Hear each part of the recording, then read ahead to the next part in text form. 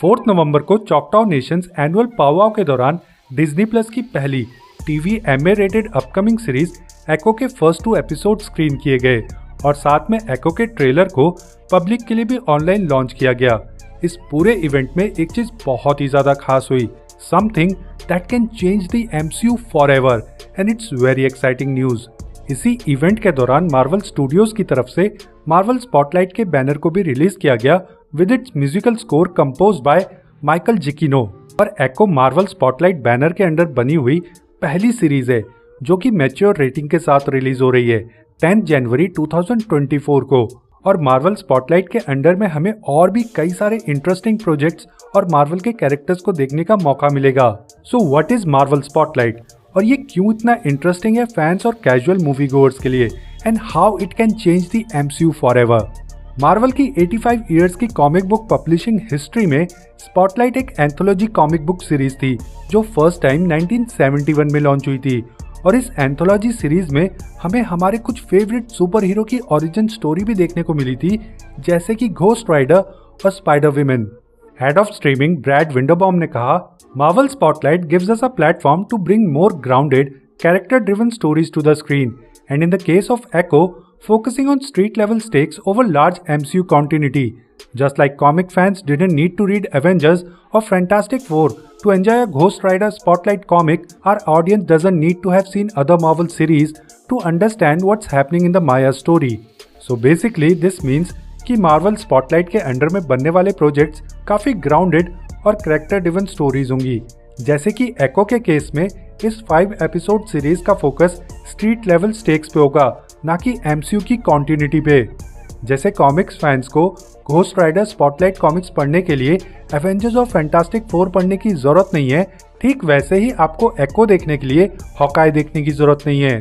For an example, जिन्होंने Disney Plus पे Hawkeye नहीं देखी है वो एको सीरीज को बिना हॉकाई देखे भी एंजॉय कर सकते हैं। इससे एक बहुत बड़ी प्रॉब्लम सॉल्व होती है मार्वल स्टूडियोज की, और वो है न्यू ब्लड की।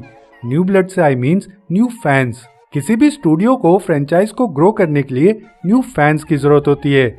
जैसे द मार्वल्स देखने से पहले वांडा विजन और मिस मार्वल देखना जरूरी है, और जिन्होंने ये 2 सीरीज देखी नहीं है उन्हें मोनिका रैम्बो और कमाला खान का आर्क समझ में ही नहीं आएगा, तो वो द मार्वल्स को एंजॉय कैसे करेंगे। और यही same complain casual movie goers की Doctor Strange Multiverse of Madness के वक्त भी थी। It was very difficult for casual viewers to understand कि वांडा विलन कैसे बन गई, and they didn't knew about Westview. तो जैसे जैसे कंटेंट पाइल अप होता जाता है, और अगर आपको एक शो या मूवी एंजॉय करने के लिए पिछला सारा कंटेंट देखना पड़े, तो न्यू ब्लड्स को अट्रैक्ट करना नेक्स्ट टू इम्पॉसिबल हो जाता है। सो ऐसे में मार्वल स्पॉटलाइट के बैनर के अंडर में बनने वाले सारे प्रोजेक्ट्स देखने के लिए आपको पिछला कोई भी कंटेंट देखना जरूरी नहीं है। ऐसे में मार्वल काफी सारे न्यू ब्लड को अट्रैक्ट करेगा, और फिर वो फैंस धीरे धीरे पूरे मार्वल को एक्सप्लोर कर सकते हैं एट देयर ओन चॉइस। और ये कंटेंट स्ट्रेटेजी काफी रिफ्रेशिंग भी है। हम सभी ने stand alone projects like Werewolf by Night और मून नाइट को बहुत ही ज्यादा एंजॉय किया है। सो आई थिंक एको और ऐसी और भी सीरीज फैंस और कैजुअल व्यूअर्स दोनों को ही पसंद आएगी, और हम सभी मिलकर इसको एंजॉय भी करेंगे। Marvel Spotlight is the reason कि हमें डिज्नी प्लस पे मार्वल के मैच्योर रेटिंग वाला कंटेंट देखने को मिलेगा, and Echo is making so much noise around the fans because of its TV MA rating. इस न्यूज से आप कंफ्यूज मत होना कि स्पॉटलाइट में बनने वाली सीरीज जैसे कि एको एमसीयू का पार्ट ही नहीं है। ऐसा नहीं है, वो भी मार्वल सिनेमैटिक यूनिवर्स का ही हिस्सा है, बट इट्स जस्ट कि वो लार्ज कॉन्टिन्यूटी में कोई मेजर रोल प्ले नहीं करती। इससे मार्वल को भी आजादी मिलेगी कि वो डिफरेंट चीजें ट्राई कर सके, और फैंस को भी मजा आएगा स्टैंड अलोन प्रोजेक्ट्स देखने में, जिसमें मार्वल अपने यूनिक और इंटरेस्टिंग कैरेक्टर्स को और भी डीपली एक्सप्लोर कर सकता है, और वियर्ड से वियर्ड चीजें भी दिखा सकता है।